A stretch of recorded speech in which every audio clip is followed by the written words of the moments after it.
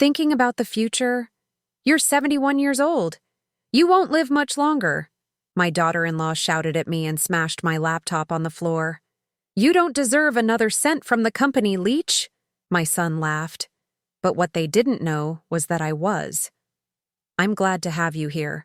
Follow my story until the end and comment the city you're watching from so I can see how far my story has reached. The sound of my laptop hitting the hardwood floor echoed through the living room like a gunshot. I watched in stunned silence as the screen cracked, splitting my late husband's face in half on the family photo I'd been looking at just moments before. Thinking about the future? You're 71 years old. You're not going to live much longer. Thalia's voice cut through the air like a blade.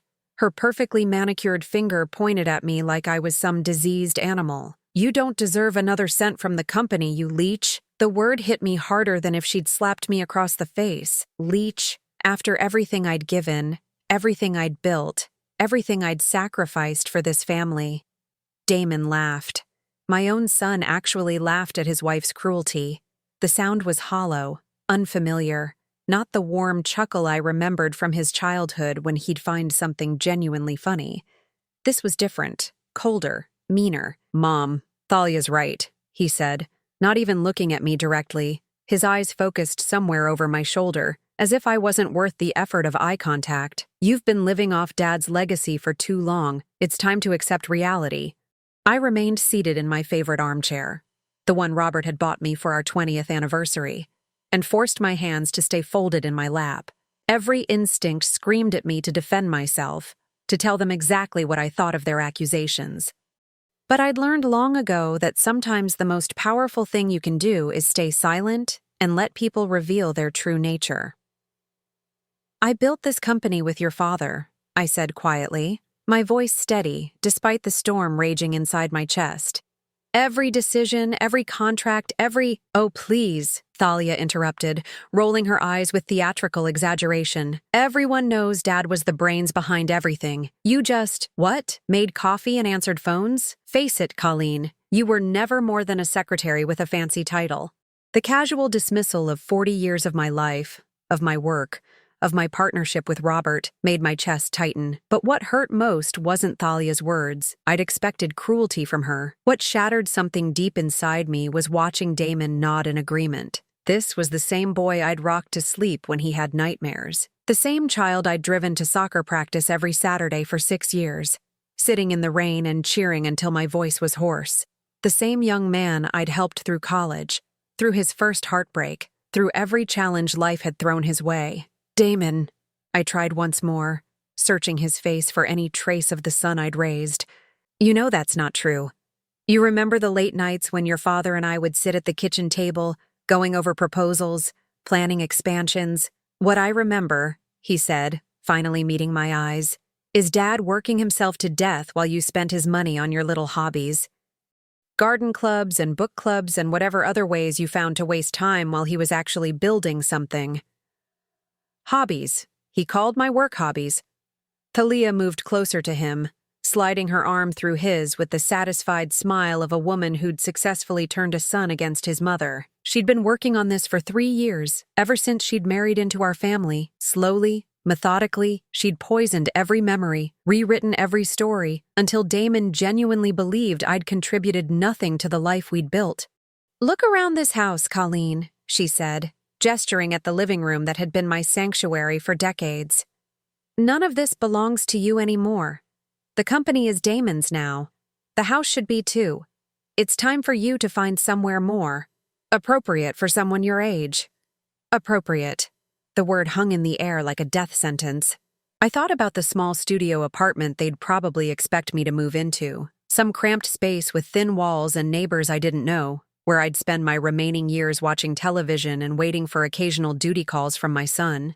There are some lovely senior communities about an hour from here, Damon added, his tone now taking on the patronizing quality people use when talking to children or the very elderly. Places where you can make friends your own age, do activities, have proper care. I don't need care, I said, the words coming out sharper than I'd intended. I'm perfectly capable of taking care of myself. Thalia laughed, the sound high and mocking. Are you, though? When's the last time you balanced a checkbook? Do Do you even know how much your medications cost? How much this house costs to maintain? She was fishing, trying to see how much I actually knew about my own finances. The truth was, I knew exactly how much everything cost because I'd been paying for it all along. But they didn't need to know that. Not yet. "We're trying to help you, Mom," Damon said, and for a moment, his voice softened slightly. "Dad left you well provided for, but you need to be realistic about your limitations. Thalia and I can handle the business side of things. You should focus on enjoying your retirement." Retirement. As if I hadn't already earned the right to choose my own path after 7 decades of life and 40 years of partnership. I looked down at my broken laptop, at Robert's fractured face staring back at me from the cracked screen. What would he think if he could see this moment? Would he be proud of the son we'd raised together? Would he understand why I'd stayed silent all these years about the true nature of our business arrangement? "I think we should call someone to help you pack," Thalia said, already pulling out her phone. "I know a wonderful service that specializes in senior relocations. They're very gentle, very understanding about how overwhelming this must be for you." The condescension in her voice made my skin crawl, but I forced myself to remain calm. Let them think they'd won. Let them believe I was just a confused old woman who'd been living off her husband's charity for the past 5 years since his death. They had no idea what was coming. "I need some time to think," I said finally, rising slowly from my chair with the deliberate movements of someone who wanted to appear frail. "This is all very sudden." "Of course," Damon said, relief flooding his voice. He'd expected more of a fight, and my apparent compliance had caught him off guard. "Take all the time you need, but Mom, don't make this harder than it has to be." I nodded and walked toward the hallway, leaving them in the living room with my broken laptop and their grand plans for my future. As I climbed the stairs to my bedroom, I could hear them already talking about which room would make the best home office for Thalia, how they'd renovate the kitchen, whether they should keep or sell my piano, dividing up my life like vultures picking over a carcass. But they'd made one critical mistake. They'd assumed that because I'd been quiet, I was powerless. They'd confused my grief with weakness, my grace with ignorance. Tomorrow, I would begin making phone calls, not to senior living communities or packing services, to lawyers. The game was just beginning, and they had no idea who they were really playing against. I sat on the edge of my bed, holding the silver-framed photograph that had survived the laptop's destruction. Robert and me on our wedding day, both of us so young and full of dreams, his arm around my waist, my head tilted toward his shoulder, both of us grinning like we held the secret to happiness itself. We'd been 23 and 25, respectively, broke as church mice, but convinced we could conquer the world together, and in many ways, we had. The irony wasn't lost on me that Thalia and Damon believed I'd been nothing more than Robert's accessory when the truth was exactly the opposite. I closed my eyes and let the memories wash over me, each one a sharp reminder of what I'd lost, not just my husband, but the recognition of everything we'd built together. 1978. Robert had been working as a junior accountant at a small firm, and I was teaching 3rd grade at the local elementary school. We lived in a tiny apartment above Mrs. Henderson's garage, sharing one car and dreaming of something bigger. The idea came to me during a parent-teacher conference when I was listening to Mr. Davidson complain about how difficult it was to find reliable bookkeeping services for his small manufacturing business. "There has to be a better way," I'd told Robert that night over our dinner of spaghetti and jarred sauce. "These small business owners need help, but they can't afford the big accounting firms. What if we could bridge that gap?" Robert had looked up from his plate, interest sparking in his dark eyes. "What are you thinking?" "A consulting firm that specializes in small to medium businesses, personal service, reasonable rates, real relationships with clients instead of just treating them like account numbers." That conversation, in our cramped kitchen with its peeling linoleum and ancient refrigerator, was the birth of what would become Davidson Associates, named after the very client whose frustration had inspired the idea. I'd quit my teaching job to work full-time on building our client base. While Robert handled the technical accounting work, I was the one who pitched to potential clients, who understood their needs, who crafted the proposals that won us contract after contract. I was the face of the company in those early days, The one who convinced skeptical business owners to trust their finances to two kids who were barely older than their own children. The first 5 years were brutal. 18-hour days, 7 days a week. We'd take turns sleeping on the office couch when deadlines were tight. I learned to read financial statements the way I'd once read children's books to my students. Carefully, thoroughly, understanding that every detail mattered. By 1985, we'd grown from just the two of us to a team of 12. We'd moved into a real office building, hired our first secretary, bought our first computers. Damon was born that year, and I remember sitting in the hospital bed, nursing him while Robert and I discussed the Morrison account on the phone with our biggest client. Some women might have felt torn between motherhood and career, but I felt complete. I was building something lasting for my family, creating a legacy that would provide for Damon's future. Every late night, every missed dinner, every weekend spent in the office was an investment in all of our tomorrows. Robert always made sure to credit me publicly.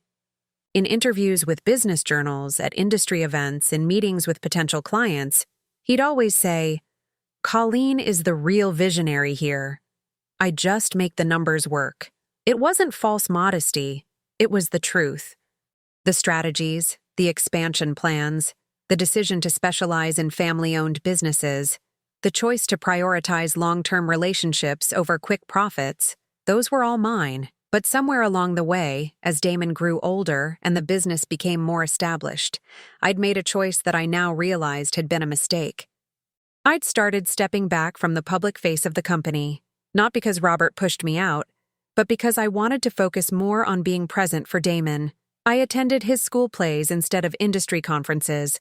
I coached his little league team instead of pursuing the networking opportunities that had once energized me. I made sure dinner was on the table every night at 6 o'clock, even if it meant leaving the office early when we were in the middle of crucial negotiations. Robert had supported every choice, never making me feel guilty for prioritizing our family. But gradually, imperceptibly, the business world had started to forget my role. New clients met Robert first. Industry articles focused on his quotes instead of mine. Awards came addressed to him alone. I'd told myself it didn't matter. The business was ours, regardless of who got the public credit. Damon was thriving, Robert was happy, and we were more successful than we'd ever dreamed possible. What did it matter if my name wasn't on the magazine covers? But it had mattered, especially after Robert's sudden heart attack 5 years ago. I'd been in the garden when the call came from the hospital. Damon, then 31 and working as our marketing director, had been the one to find his father collapsed in the office. By the time I reached the emergency room, Robert was gone. The grief had been overwhelming, but almost immediately I'd been forced to navigate a business world that no longer remembered my contributions. Clients who'd known me for decades suddenly started addressing their concerns to Damon instead of me. Vendors who'd negotiated with me for years began calling him for approval on orders I'd been handling independently for months. At first, I'd attributed it to kindness, people trying to spare the grieving widow from business burdens. But as weeks turned to months, I realized the truth was more painful. They genuinely believed Damon was more qualified to run the company than I was, despite the fact that he'd only been with us for 8 years and had never handled anything more complex than marketing campaigns. The final blow had come during Robert's funeral, when Harold Morrison, our very first client, the man whose frustration had inspired the entire business, had pulled Damon aside and said, "Your father built something remarkable here, son. I know you'll do him proud. No mention of me."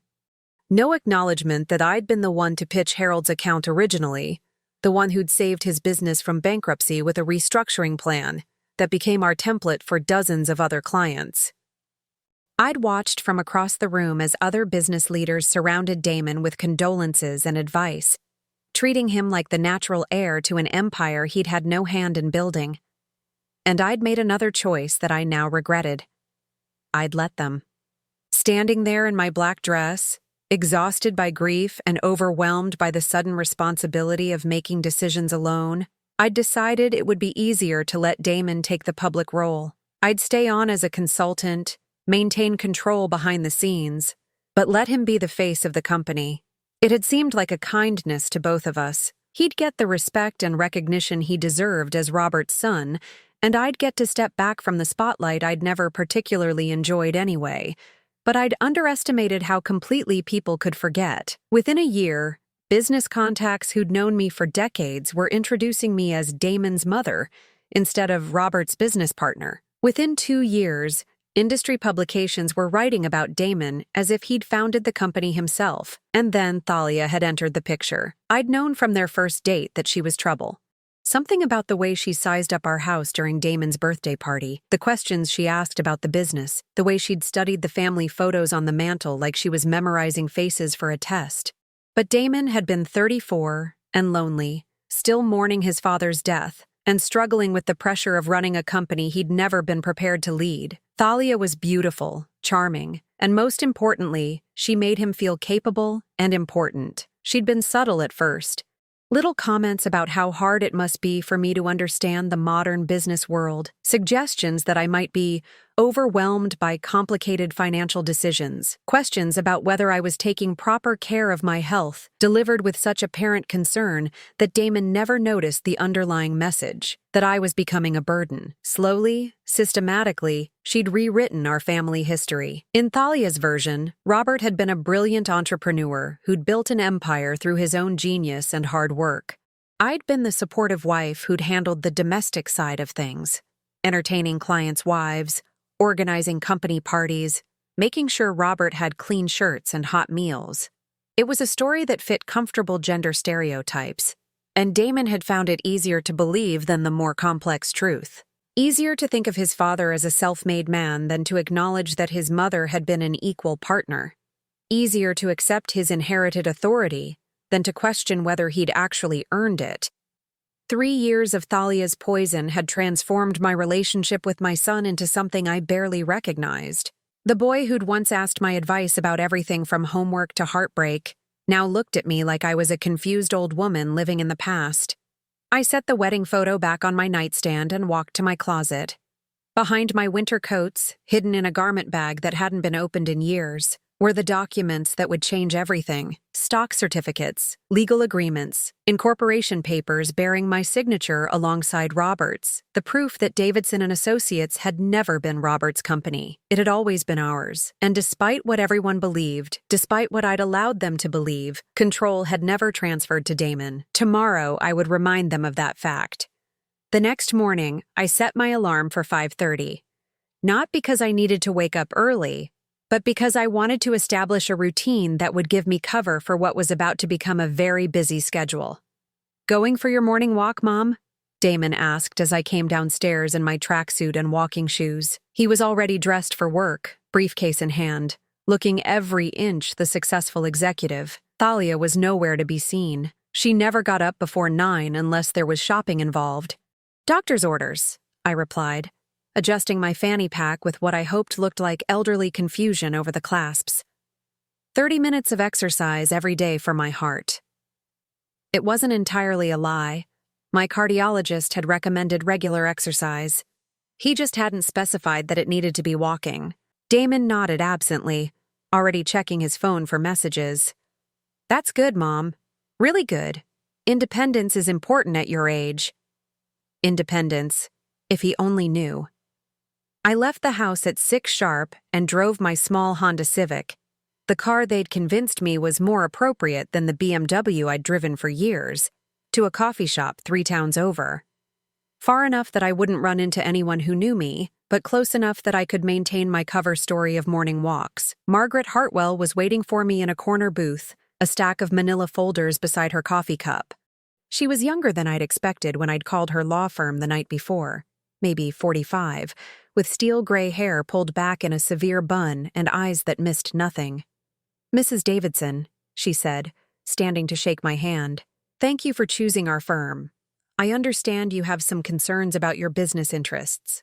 I slid into the booth across from her, grateful for the early hour and the fact that we were the only customers besides a construction worker at the counter getting his morning coffee to go. "I need to know exactly where I stand legally," I said without preamble.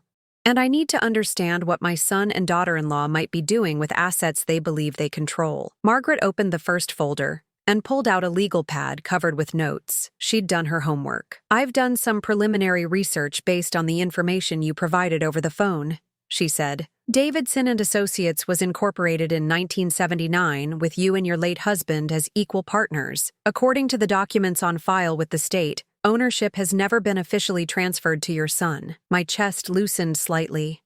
I'd been 90% certain, but having legal confirmation felt like breathing again after holding my breath for months. "However," Margaret continued, and my stomach tightened again, "there's the question of how the business has been operating since your husband's death. If your son has been making major decisions, signing contracts, representing himself as the owner, there could be complications." "What kind of complications?" "If he's entered into agreements that you didn't authorize, you might be legally bound by them anyway, depending on the circumstances. Courts sometimes recognize apparent authority, meaning if someone reasonably believed your son had the right to make decisions on behalf of the company, those decisions might be valid, even if he didn't technically have that authority." I thought about all the contracts Damon had signed over the past 5 years. All the decisions he'd made while I grieved and tried to figure out how to move forward without Robert. How many of those choices had been made without consulting me? How many times had clients and vendors been told that I was no longer actively involved in the business? "I need to know what he's been doing," I said. "What contracts he's signed, what financial commitments he's made, whether there are any irregularities." Margaret nodded and pulled out another folder. "That's where my associate comes in. James Chen is a forensic accountant. He specializes in untangling complex business situations like this one." She slid a business card across the table. "He can conduct a thorough audit of the company's finances without alerting your son to what we're doing.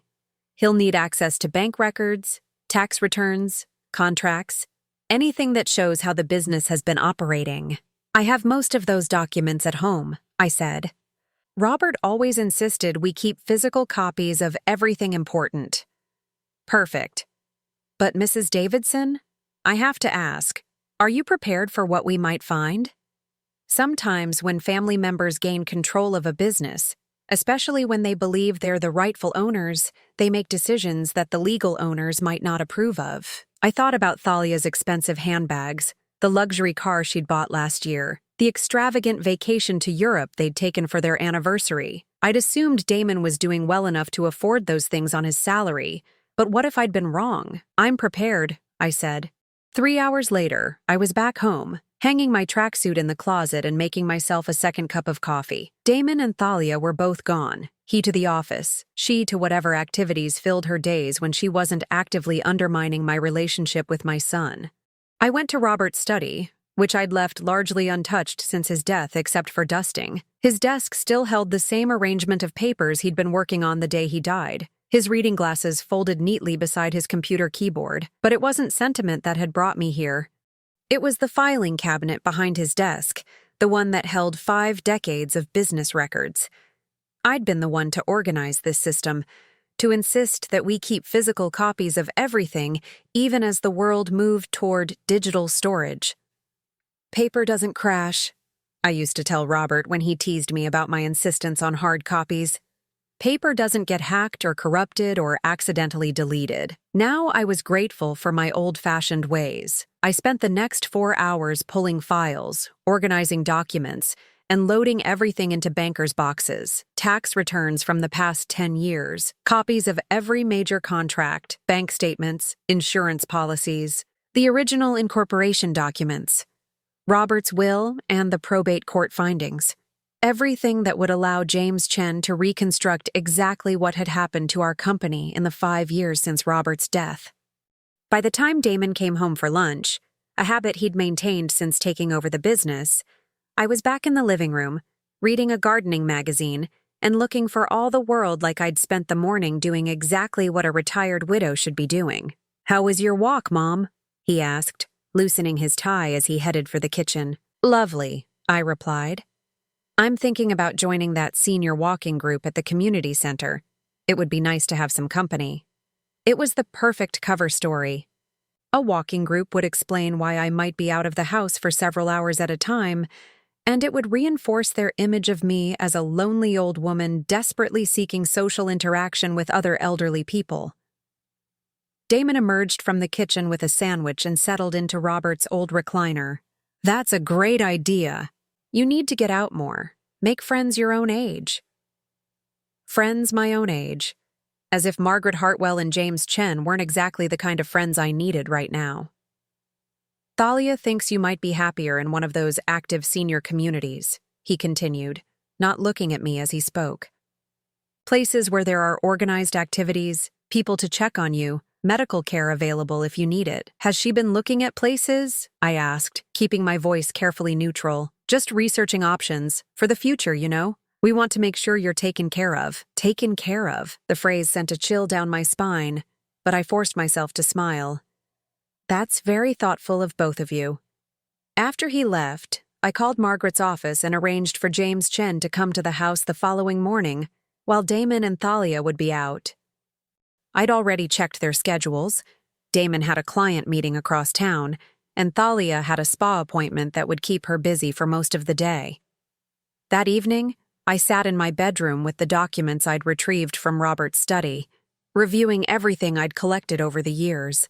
Stock certificates that proved my ownership, board meeting minutes that showed my active participation in major decisions, financial records that demonstrated my ongoing involvement in the business long after most people assumed I'd stepped back. But it was a folder I'd almost forgotten about that contained the most interesting discovery of the day, a private investigator's report from 2019, 6 months before Damon and Thalia's wedding. I'd hired the investigator after meeting Thalia for the third time and feeling increasingly uneasy about her interest in our family's finances. The report had come back clean. No criminal history, no outstanding debts, no obvious red flags. But there had been one detail that had bothered me at the time, though I'd dismissed it as unimportant. Thalia had been married before. Briefly, to a much older man who died of a heart attack just 2 years into their marriage. She'd inherited a substantial amount of money, but according to the investigator, she'd lost most of it in bad investments within 3 years. At the time, I'd told myself it was irrelevant. People made financial mistakes, especially when they were young and grieving. And Damon seemed genuinely happy with her, happier than I'd seen him since his father's death. But now, reading the report again with everything that had happened in the past 24 hours, I found myself wondering about those bad investments. Had they really been mistakes? Or had Thalia learned something from her first experience with inherited wealth? Lessons about how to better secure and control family assets the second time around. I made a note to ask James Chen to look into Thalia's financial history as part of his investigation. If she was pushing Damon to gain control of my assets, I wanted to know whether this was a pattern of behavior or just garden-variety greed. My phone rang, startling me from my thoughts. The caller ID showed a number I didn't recognize. But when I answered, I heard a familiar voice. Mrs. Davidson, this is Harold Morrison. Harold. Our first client, the man whose complaint about bookkeeping services had started everything. He was 83 now, and his son had taken over most of the business operations, but Harold still called occasionally to check in. Harold, what a nice surprise, I said, genuinely pleased to hear from him. How are you? I'm fine, Mrs. Davidson. But I'm calling because I'm a little concerned about something. My son was reviewing our contract with your company, and he noticed some changes that were made last year. Significant changes to our service agreement and fee structure. My stomach dropped. What kind of changes? Well, our monthly retainer was increased by 40%, and there are new charges for services that used to be included in our basic package. When my son called to discuss it, your son told him that these were industry-standard adjustments that you'd approved. I'd approved no such thing. Harold Morrison's account was one of our most loyal clients, and their contract had been the same for 15 years. There was no reason to change it, and certainly no reason to increase their fees so dramatically. Harold, I'm going to look into this and get back to you, I said. Can you send me a copy of the new contract? Of course, Mrs. Davidson. I hope you don't mind me saying this, but the young man who's been handling our account lately, well, he doesn't seem to understand our business the way you and Mr. Davidson always did. It feels very impersonal now. After Harold hung up, I sat staring at my phone, my mind racing. If Damon had unilaterally changed Harold's contract without consulting me, what other decisions had he made? How many other long-term clients had seen their fees increased or their service levels reduced? And more importantly, where was that extra money going? Tomorrow's meeting with James Chen had just become even more urgent. I had a feeling we were going to find more than just questionable business decisions. We were going to find theft. James Chen arrived at exactly 9 o'clock Tuesday morning, carrying a laptop bag and a briefcase that looked like it could withstand a nuclear blast. He was younger than I'd expected, maybe 35, with an earnest face and the kind of methodical manner that inspired confidence. "Mrs. Davidson, thank you for agreeing to meet with me. Margaret Hartwell briefed me on your situation, and I want to assure you that everything we discuss will remain completely confidential." I led him to Robert's study, where I'd arranged the boxes of documents on the conference table we'd used for client meetings back when we still worked from home. James took one look at the organized stacks and smiled. "You've done excellent work preserving these records. Most people don't realize how important proper documentation is until they need it. My husband used to say that good record-keeping was the foundation of any successful business," I replied. "I just never imagined I'd need these records to prove ownership of my own company." James spent the next 3 hours going through everything with the thoroughness of a forensic scientist. He photographed documents, made notes on his laptop, and occasionally asked questions that revealed just how much he understood about business operations. "Mrs. Davidson, I'm seeing some concerning patterns here," he said finally, looking up from a stack of bank statements. "Your son has been signing contracts and making financial commitments that go well beyond normal operational decisions, such as—" James pulled out several documents and arranged them on the table like evidence in a court case. "He's taken out a business line of credit for $300,000. He's entered into a 5-year lease on new office space that costs twice what you were paying for the old location, and he's hired 6 new employees without any documentation of board approval." My chest tightened. "How much has the company's expenses increased since my husband's death?" "Approximately 60%, while revenue has only grown by about 15%. The profit margins have shrunk dramatically." I thought about Thalia's designer clothes, her expensive car, the European vacation. "Where is the money going?" "That's what I need more time to determine. Some of it is legitimate business expenses, the new office, the additional staff, upgraded equipment, but there are also significant expenditures that I can't easily categorize. Large cash withdrawals, payments to consulting firms I can't find any record of, transfers to accounts that don't appear to be business-related." James turned his laptop screen toward me, showing a spreadsheet that made my stomach churn. Red numbers, declining balances, a trajectory that was clearly unsustainable. "Mrs. Davidson, if these trends continue, Davidson Associates will be insolvent within 18 months. Maybe sooner if you factor in the debt obligations your son has created." I stared at the numbers, feeling 45 years of work and sacrifice dissolving before my eyes. "Can you trace where the questionable payments went?" "I can try, but I'll need access to more detailed bank records, and that might require a subpoena if your son doesn't cooperate voluntarily. There's another issue we need to discuss, though." James pulled out another folder. "I've been researching your daughter-in-law's financial history as you requested. She has a pattern of financial relationships with older, wealthy men. Her first husband was 68 when they married. She was 26. He died 2 years later and left her everything, but she burned through a $2 million inheritance in less than 4 years. How? Expensive lifestyle, some questionable investment schemes, and what appears to have been a series of very generous loans to friends and business associates that were never repaid. By the time she met your son, she was essentially broke, but very skilled at maintaining the appearance of wealth. The pieces were starting to fall into place. Thalia hadn't married Damon for love. She'd married him for financial security. And when that security hadn't been as immediately accessible as she'd hoped, she'd started working to remove the obstacles between her and what she saw as her rightful inheritance. "James, I need to know something. If I were to reassert control of the company, could I reverse the decisions my son has made? Some of them, yes. Others might be more complicated, especially if they involve contracts with third parties who entered into those agreements in good faith. But Mrs. Davidson, If you're planning to take back control, you need to do it soon. Every day you wait, your son creates more obligations that will be difficult to undo. After James left, I sat in Robert's study, surrounded by the evidence of everything we'd built and everything that was being destroyed.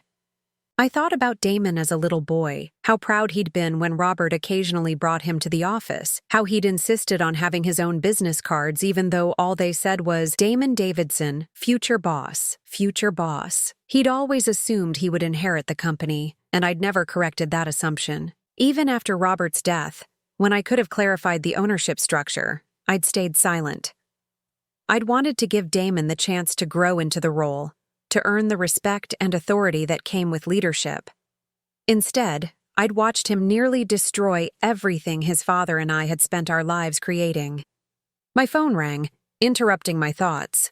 It was Margaret Hartwell. Colleen, we need to talk. Can you meet me this afternoon?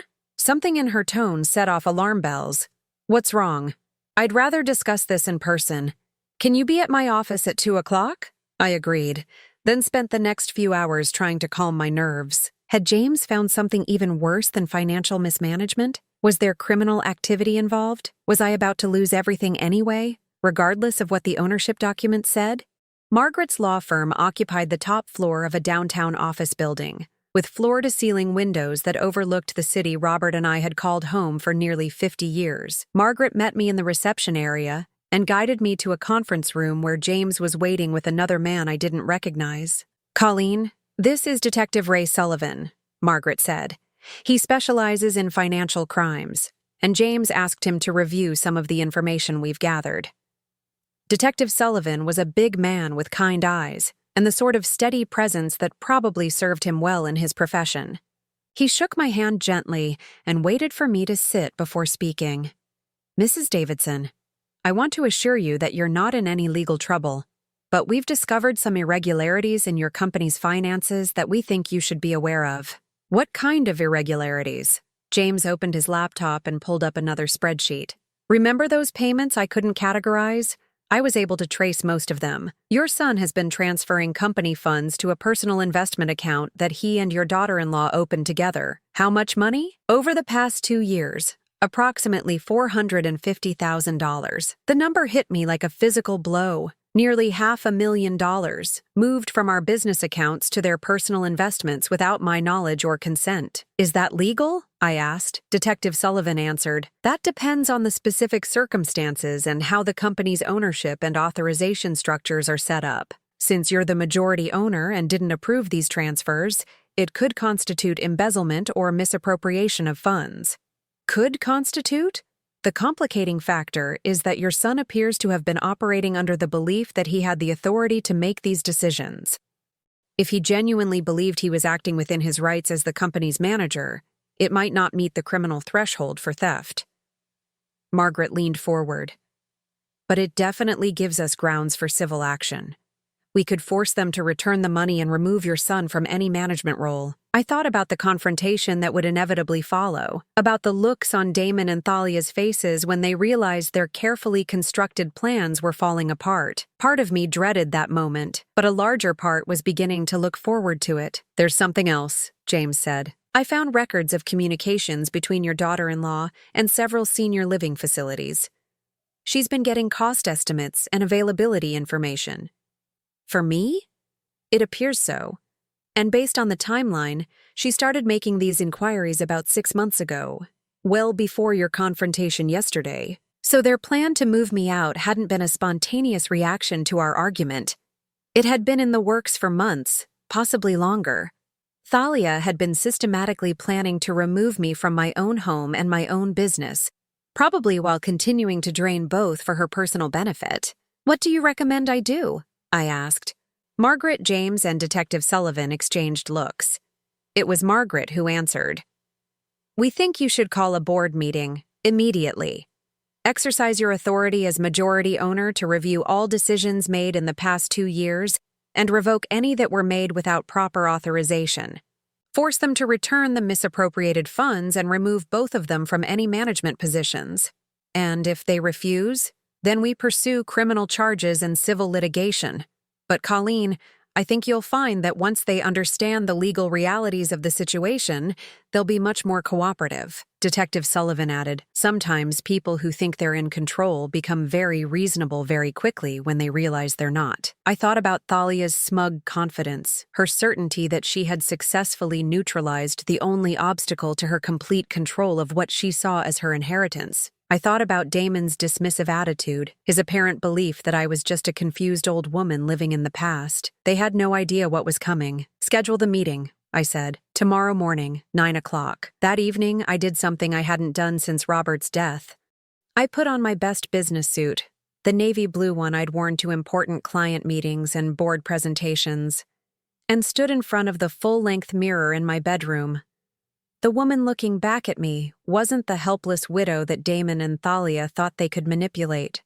She was the co-founder of a successful business, a partner who had made crucial decisions for 4 decades, a strategist who had spent months carefully documenting every move her opponents had made. Tomorrow, the game would end, and they were about to discover that they'd been playing against a master. I arrived at the Davidson Associates office building at 8:30 Wednesday morning. 30 minutes before the board meeting, I'd called through Margaret's office. The receptionist, a young woman named Sarah who'd started working there after Robert's death, looked surprised to see me. Mrs. Davidson, I didn't know you were coming in today. Should I let Mr. Davidson know you're here? That won't be necessary, Sarah. I'll be in conference room A. Please make sure we're not disturbed once the meeting begins. I made my way through the familiar hallways, past the offices where I'd spent countless hours building this company from nothing. The walls were lined with awards and photographs chronicling our growth over the decades, but I noticed that most of the images featuring me had been quietly removed and replaced with pictures of Damon at various industry events. Even our history was being rewritten. Conference Room A was our largest meeting space, with a polished oak table that could seat 12 and floor-to-ceiling windows overlooking the city. I'd chosen this room deliberately. It was where we'd held every major board meeting since 1985, where Robert and I had made the decisions that shaped our company's future. Today, it would be where I reclaimed control. Margaret arrived first, carrying a briefcase and a banker's box filled with documents.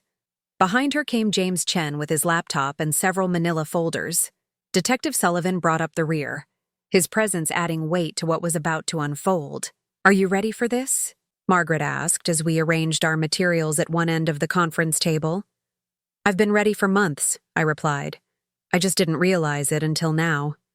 At exactly 9 o'clock, Damon walked in, followed closely by Thalia.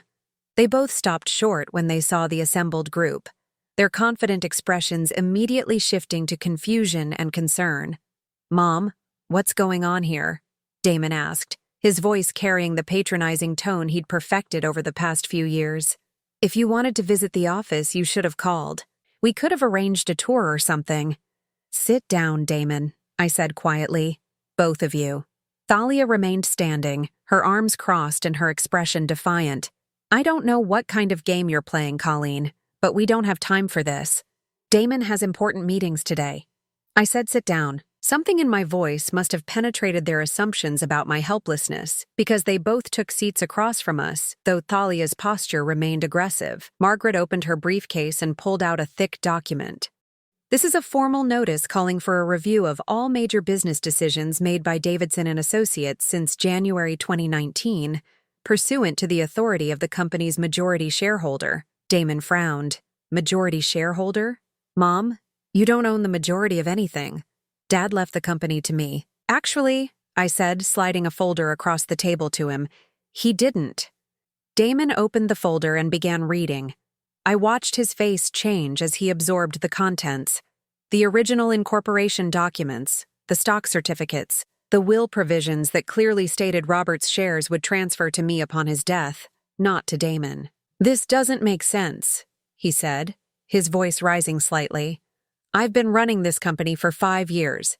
I've been making all the decisions, signing all the contracts, without authorization, Margaret interrupted, which brings us to the purpose of today's meeting. James opened his laptop and turned the screen toward Damon and Thalia. Over the past 2 years, you've transferred approximately $450,000 from company accounts to personal investment funds. You've committed the company to debt obligations totaling over $600,000. You've entered into contracts and made expenditures that have reduced the company's profitability by nearly 40%. Thalia's face had gone pale, but her voice remained steady. Those were legitimate business expenses and strategic investments. Damon has been growing the company into insolvency, James continued. At the current rate of expenditure and debt service, Davidson Associates will be bankrupt within 18 months. Detective Sullivan spoke for the first time. Mr. Davidson, Mrs. Davidson, we need to discuss the personal transfers. Moving company funds to personal accounts without proper authorization constitutes financial misconduct, possibly rising to the level of criminal charges. The color drained from Damon's face. Criminal charges? But I believed I had the authority. Based on what? Margaret asked. Did your mother ever sign documents transferring ownership to you? Did she ever formally resign from the board or relinquish her voting rights? Damon looked at me, and for the first time in years, I saw uncertainty in his eyes instead of dismissive confidence. Mom, you said I could handle things. After Dad died, you said you wanted me to take over. I said I wanted you to learn the business, I corrected. I said I wanted you to take on more responsibility. I never said I was giving you ownership or unlimited authority to make unilateral decisions. Thalia's composure finally cracked. This is ridiculous. You can't just waltz in here after years of doing nothing and pretend you're still relevant. Everyone knows Damon built this company's recent success. What success? I asked. James, please show them the financial projections. James turned his laptop screen again, displaying charts and graphs that painted a clear picture of decline. Revenue is down 12% from 5 years ago when adjusted for inflation. Client retention has dropped to 78%, the lowest in the company's history. Profit margins have shrunk from 32% to 18%.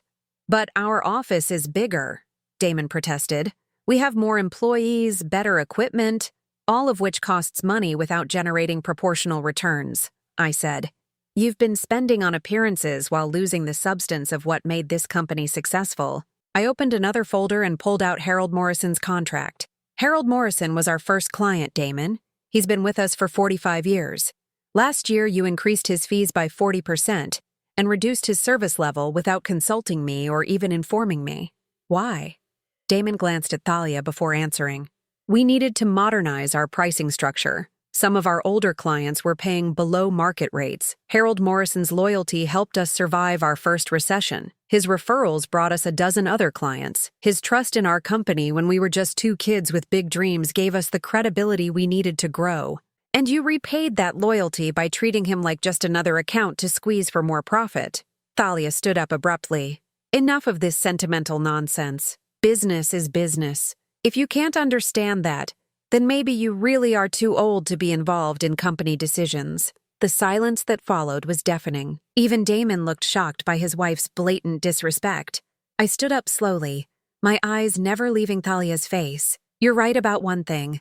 Business is business, and this business belongs to me. I nodded to Margaret, who pulled out another set of documents.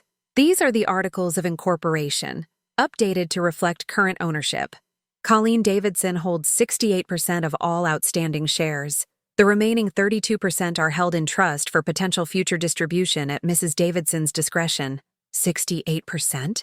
Damon whispered. Your father and I owned the company equally, I explained. When he died, his shares transferred to me, giving me controlling interest. I allowed you to operate as if you had authority because I wanted to see if you could grow into the role. Instead, you've nearly destroyed everything we built. Thalia's hands were shaking now, but her voice remained defiant. You can't prove any wrongdoing. Damon was acting in good faith. We can prove that you've been planning to remove Mrs. Davidson from her home and her company for at least 6 months, Detective Sullivan said. We have records of your communications with senior living facilities, correspondence with real estate agents about selling the family home, and evidence that you've been systematically isolating her from business operations. We also have documentation of the investment account where you've been depositing company funds, James added. An account that was opened in both your names, not in the company's name. I watched as the reality of their situation finally sank in. Thalia's carefully constructed plan was unraveling, and Damon was beginning to understand how completely he'd been manipulated. "Mom," Damon said quietly, "I never meant for any of this to happen. I thought I was doing what was best for the company." "What was best for Thalia, you mean?" I replied. "When did you stop thinking for yourself, Damon? When did you stop being the son I raised and become her puppet?" Thalia's face twisted with rage. "Don't you dare blame me for his decisions. Damon is a grown man who transferred nearly $500,000 to accounts controlled by his wife," Margaret interrupted, "who signed contracts committing the company to debt obligations that benefit no one except the two of you, who allowed his mother's life's work to be gutted while he played executive. The transfers will be reversed," Detective Sullivan said. "The question is whether this happens voluntarily or through criminal prosecution." Damon looked at Thalia, then back at me. "What do you want us to do?" "I want you to return every penny you took from this company," I said. "I want you to resign from all positions immediately, and I want you both out of my house by the end of the week." "And if we refuse?" Thalia asked. I smiled for the first time since the meeting began. It wasn't a warm smile. "Then Detective Sullivan will arrest you for embezzlement, and I'll pursue civil action for the full amount of damages, plus interest and legal fees. I'll also contest the prenuptial agreement you signed, since it was based on fraudulent representations about Damon's assets and authority." Thalia's face went white. She hadn't expected me to know about the prenuptial agreement, much less to challenge it. "You can't do this to your own son," she whispered. "I'm not doing anything to my son," I replied. "I'm saving him from a woman who's been using him to steal from his own family." The meeting ended with signed agreements for the return of funds and formal resignations from all company positions. Damon said nothing as he signed the documents, his face a mask of shame and confusion. As they prepared to leave, he turned back to me one last time. "Mom, I'm sorry. I really thought." "I know what you thought," I said. "The question is whether you'll learn from this, or whether you'll keep letting other people think for you." After they left, I sat alone in the conference room where I'd made so many important decisions over the years. The late morning sun streamed through the windows, illuminating the documents scattered across the table, evidence of betrayal, proof of recovery, and the foundation for a new beginning. For the first time in 5 years, I felt like myself again. But the hardest part was still to come. 3 months later, I stood in my new corner office on the top floor of our building, looking out at the city that had watched me build an empire, lose control of it, and take it back again. The nameplate on my door read, "Colleen Davidson, Chief Executive Officer," in bold letters that caught the afternoon light. It felt good to see my name where it belonged. The transition hadn't been easy.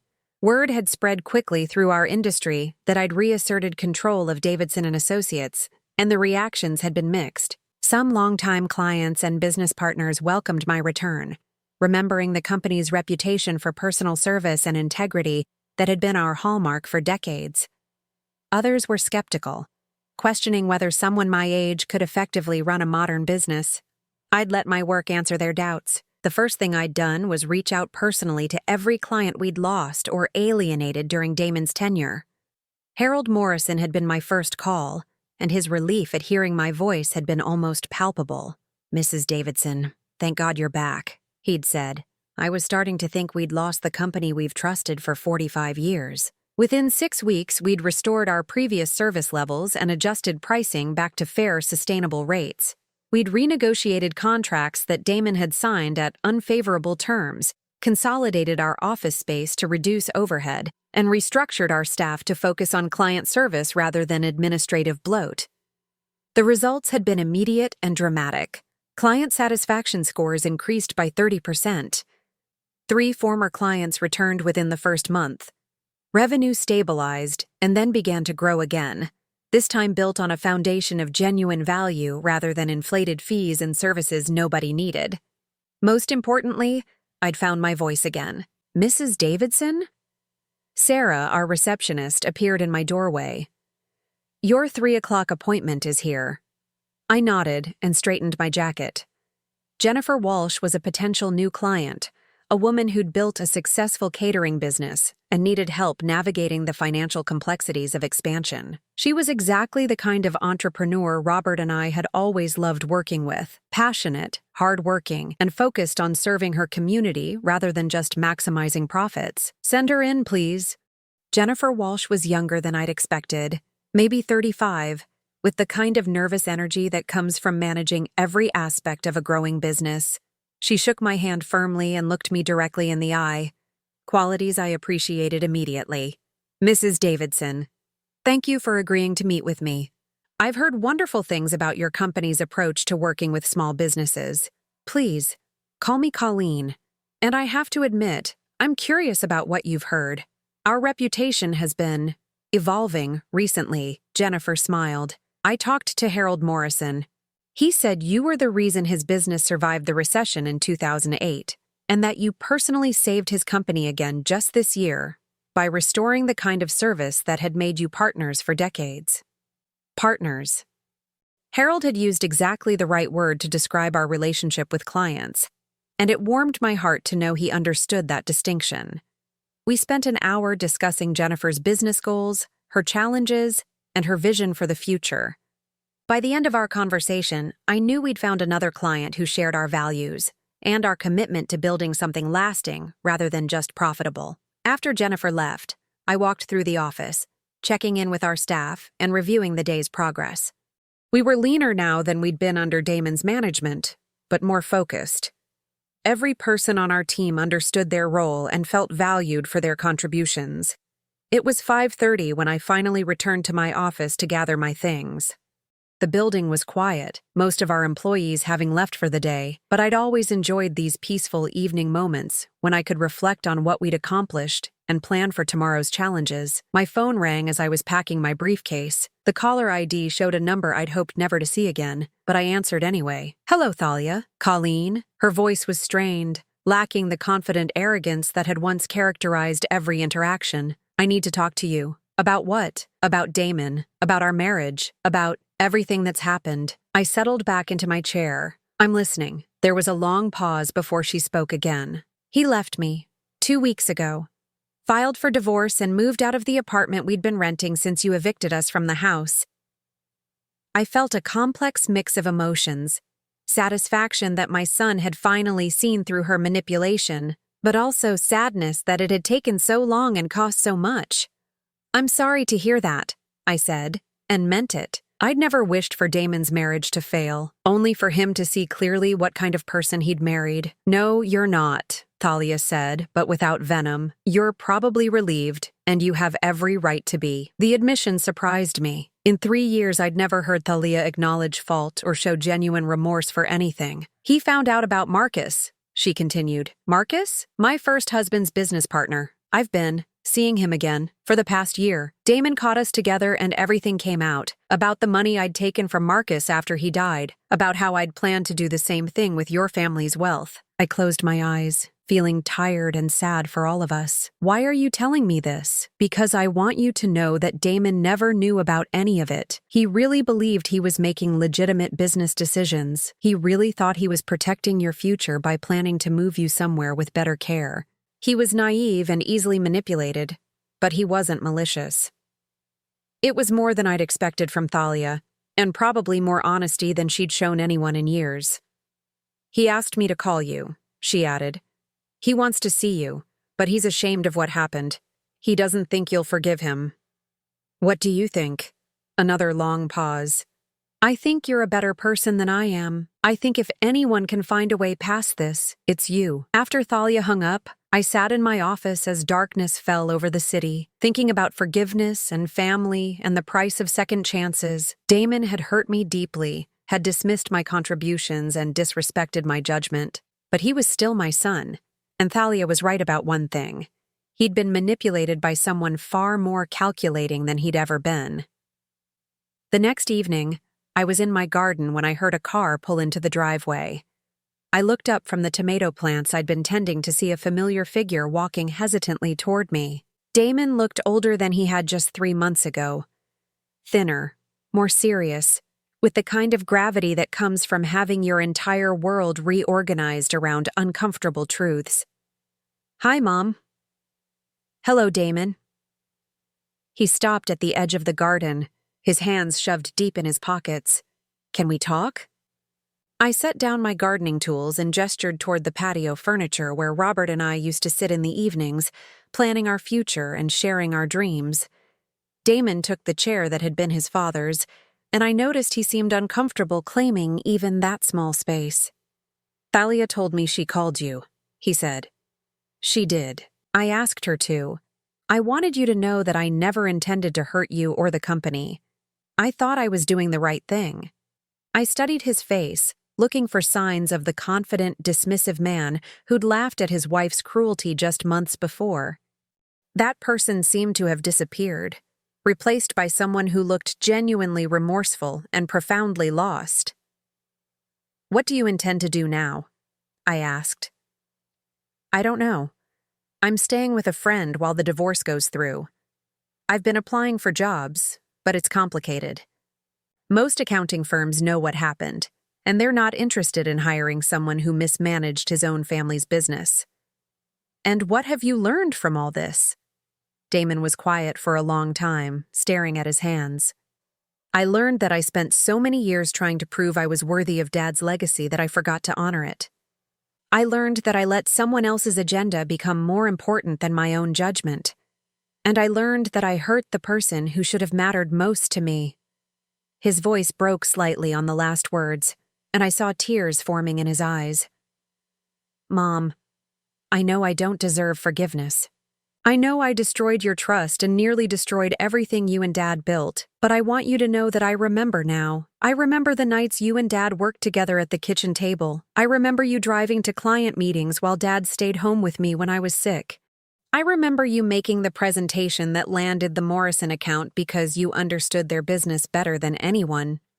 He looked up at me, and I saw the little boy who used to help me plant flowers in this same garden, who used to ask 1,000 questions about everything and listen carefully to every answer. I remember that you were never just Dad's helper. You were his partner, and I'm sorry it took losing everything for me to remember that.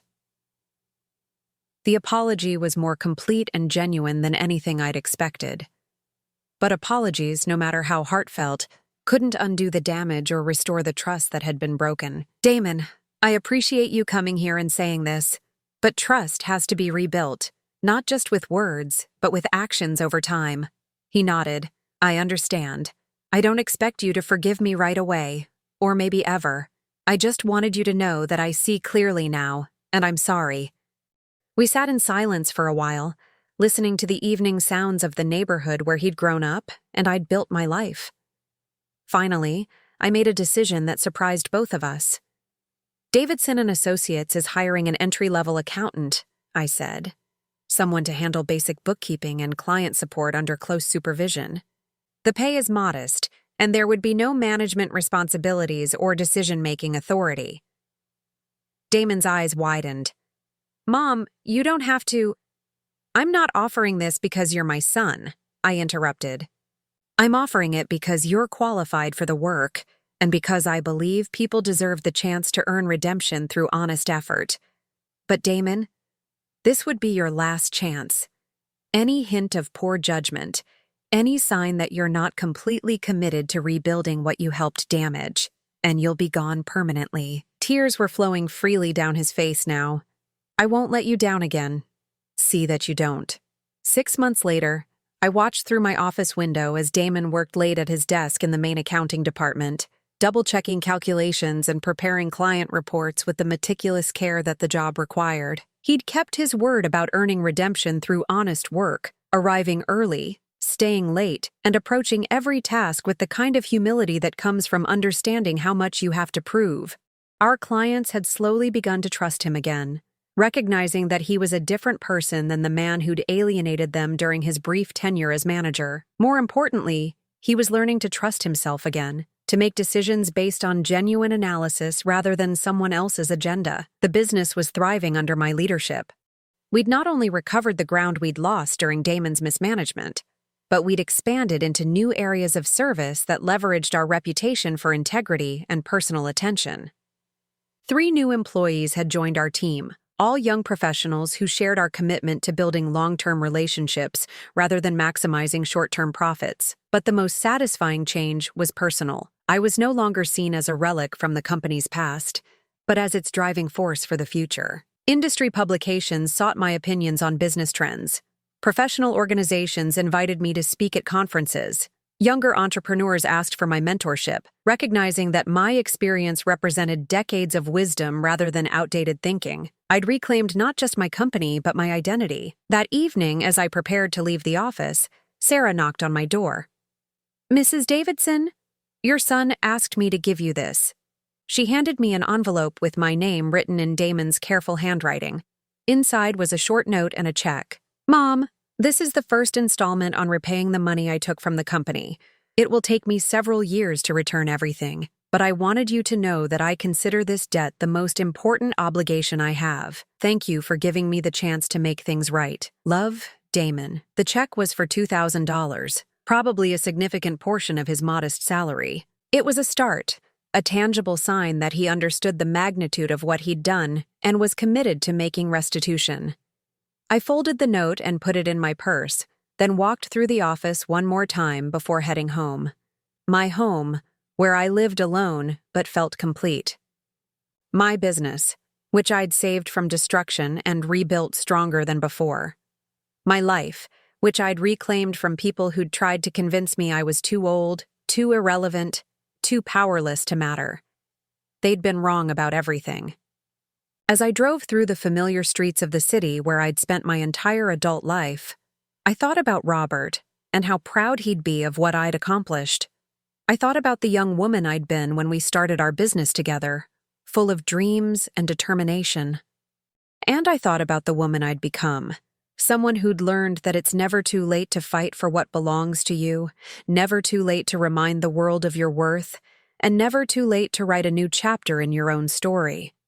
The future stretched ahead of me, full of possibilities and challenges and opportunities to continue building something meaningful. I was 71 years old, and I was just getting started. Now I'm curious about you who listened to my story. What would you do if you were in my place? Have you ever been through something similar? Comment below. And meanwhile, I'm leaving on the final screen 2 other stories that are channel favorites, and they will definitely surprise you. Thank you for watching until here.